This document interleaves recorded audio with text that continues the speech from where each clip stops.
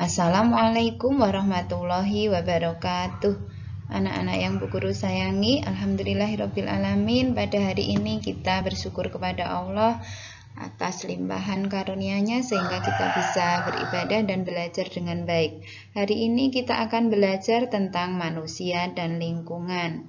Allah sudah memberikan kepada kita semua bumi, langit, dan seisinya untuk kemakmuran manusia.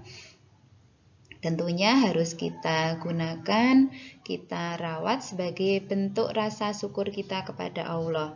Tentunya juga kita harus menambah kesyukuran itu dengan selalu beribadah kepada Allah. Anak-anak yang Bu Guru sayangi, hari ini kita akan belajar dengan tujuan pembelajaran. Yang pertama, dengan membuat bagan, kita anak-anak akan dapat menguraikan urutan peristiwa yang terdapat pada teks non-fiksi. Dan yang kedua, dengan menggambar siklus air, anak-anak dapat menganalisis siklus air dan dampaknya pada peristiwa di bumi.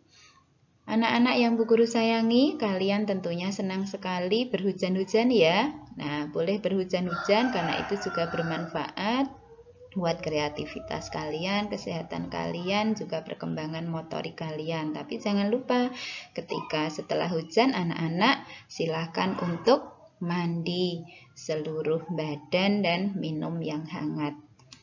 Anak-anak yang Bu Guru sayangi, kita akan membaca sebuah teks bacaan non-fiksi dengan judul Demi Air Bersih, Warga Waburubu Rela Berjalan Sejauh 15 km. Warga Kelurahan Waburubu, Kecamatan Beto Ambari, Kota Bau-Bau, Sulawesi Tenggara, sulit mencari air bersih. Mereka harus menempuh perjalanan hingga sejauh 15 km dari tempat tinggalnya untuk mendapatkan air bersih. Mereka terpaksa mengambil air bersih di Kelurahan Kaisabu Baru, Kecamatan Sorawolio. Mereka biasanya menumpang mobil dan membawa beberapa jerigen ukuran 15 liter. Jerigen itu digunakan untuk menampung air yang mengalir dari aliran sebuah anak sungai di Kelurahan Kaisabu Baru. Letak Kelurahan Waburubu berada di dataran tinggi. Di daerah itu air tanah sulit didapat. Kalaupun ada, air hanya sedikit. Daerah itu juga belum mendapatkan akses aliran air bersih karena pipa-pipa PDAM belum mencapai ke daerah sana. Warga Kelurahan Waburubu sangat membutuhkan air dan sangat mengharapkan bantuan dari pemerintah daerah untuk keperluan tersebut. Anak-anak, kita bersyukur pada Allah, di lingkungan kita sudah melimpah airnya. Banyak daerah-daerah yang sangat kekurangan air dan juga banyak daerah-daerah yang kelebihan air sehingga ada bencana banjir dan sebagainya. Nah, sudah semestinya kita bersyukur kepada Allah sudah diberikan kecukupan air dan kita diselamatkan dari bencana banjir. Anak-anak yang Bu Guru sayangi, setelah membaca teks non-fiksi ini, seharusnya kita juga paham apa yang sudah kita baca, ya. Nah, kita lihat di sini. Kita akan menganalisis tentang peristiwa tadi, ya. Sebelumnya kita akan mengetahui dengan cara melengkapi gambar peta pikiran yang ada di bawah ini. Coba kita ingat-ingat peristiwa apa yang tadi terjadi, anak-anak. Ya, ada sebuah desa yang kekurangan air, kesulitan air, sehingga mencari air harus dari sejauh 15 km dari tempat tinggalnya. Ya, jadi kita tahu ada apa, ya, apa peristiwa di atas harus kita ketahui. Oh, ada daerah yang kesulitan air. Di mana peristiwa itu terjadi? Jadi kita harus tahu tempatnya di mana. Ya, di daerah Sulawesi tadi, ya. Kemudian dari judul ini kita juga harus mengetahui apa penyebab peristiwa itu. Mengapa peristiwa itu terjadi? Ya, karena daerah di sana merupakan dataran tinggi sehingga kesulitan untuk mencari air. Yuk coba kita lihat. Nah, ini ya, dengan membuat peta pikiran atau bagan dari teks di atas, kita akan lebih memahami sebuah teks non-fiksi. Nah, peristiwa apa yang terjadi? Dari bacaan tadi disebutkan warga di sebuah desa harus menempuh perjalanan jauh untuk memenuhi kebutuhan air bersih. Nah, sehingga kita membacanya memang harus benar-benar paham.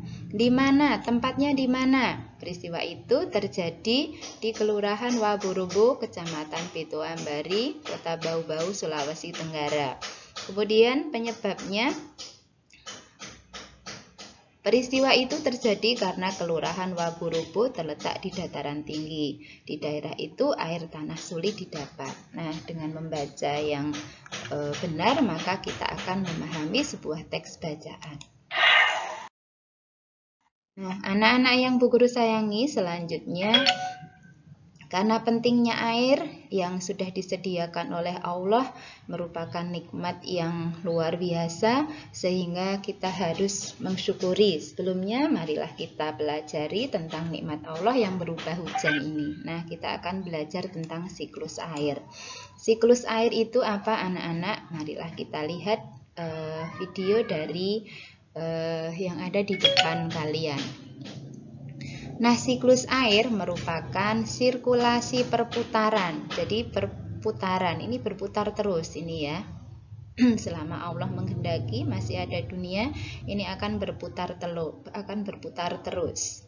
Nah, sirkulasi atau perputaran air secara terus-menerus dari bumi ke atmosfer, lalu kembali ke bumi lagi. Nah, siklus air ini terjadi atas kehendak Allah melalui proses penguapan, pengendapan, dan pengembunan. Yuk, kita amati teks non-fiksi berikut ini. Nah, sebelumnya kalian amati boleh. Air di laut, air di sungai, dan juga air danau menguap akibat panas dari sinar matahari. Proses penguapan ini disebut evaporasi. Tumbuhan juga mengeluarkan uap air ke udara. Uap air dari permukaan bumi naik dan berkumpul di udara, tentunya atas kehendak Allah ya. Lama-kelamaan, udara tidak dapat lagi menampung uap air atau sudah jenuh. Proses ini disebut presipitasi atau pengendapan.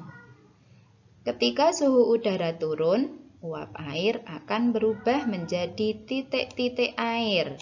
Nah, titik-titik air ini membentuk awan.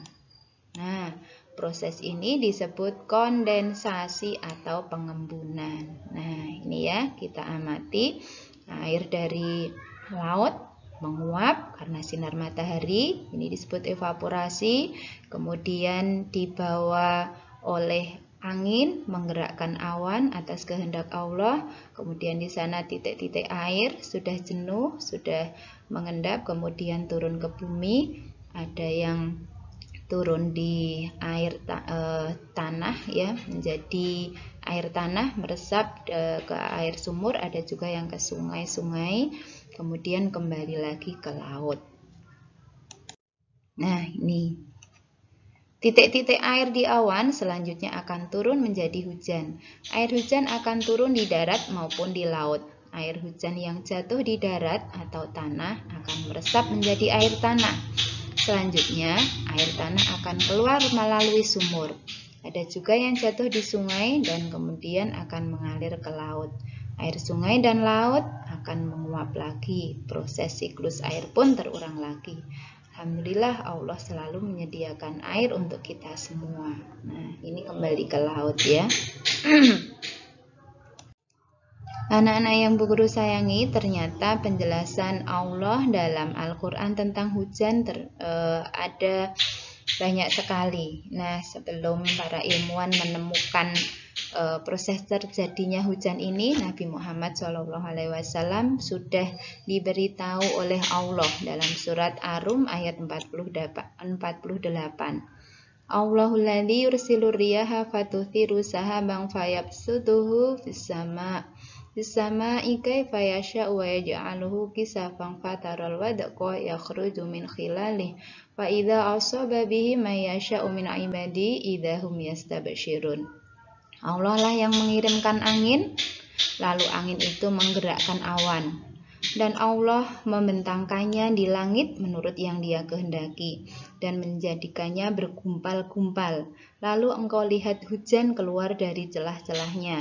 Maka apabila Dia menurunkannya kepada hamba-hambanya yang Dia kehendaki, tiba-tiba mereka bergembira. Seperti anak-anak bergembira ya, karena ada hujan. Kemudian hujan-hujan. Nah, kemudian dalam surat Al-Baqarah ayat 22 juga disebutkan, Dialah yang menjadikan bumi sebagai hamparan bagimu dan langit sebagai atap. Dan Dia menurunkan air hujan dari langit.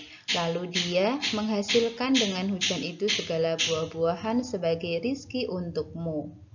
Karena itu janganlah kamu mengadakan sekutu-sekutu bagi Allah, padahal kamu mengetahui.